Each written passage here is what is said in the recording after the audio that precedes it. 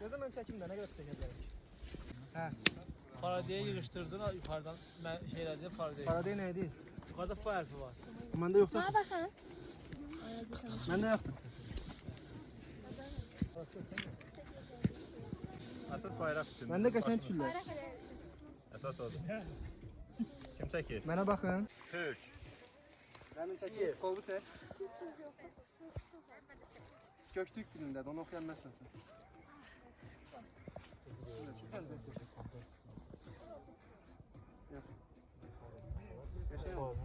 Məncə qəşəng oldu. Buradan düşəndə flamingo oxuyarsınız.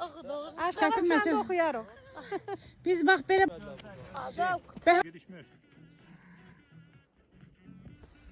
Gülümsəyin.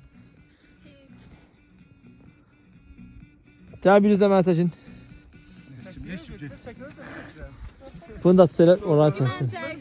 Elə qaranlıq görünür. Sonra evdə baxanda işıqlanacaq. Günün kimisə arxası sallı bəlkə. Gözlə, Kamil gözlə. Sol tərəfə bir dənə şey işləyir, soyuq. Yaş oldum məncə də.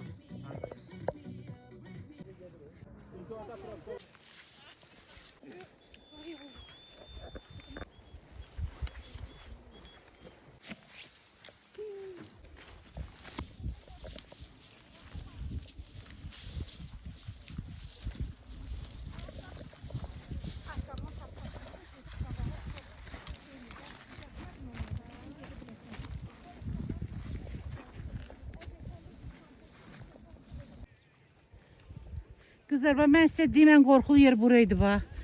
Bax bura. Bəxtimizdən qar yoxdur. Bura dəhşət çətindir ha. Bax təsəvvür eləyin ki, gör nə hündürlükdə. Ha, burada bilirsən nə qədər adam yıxılır.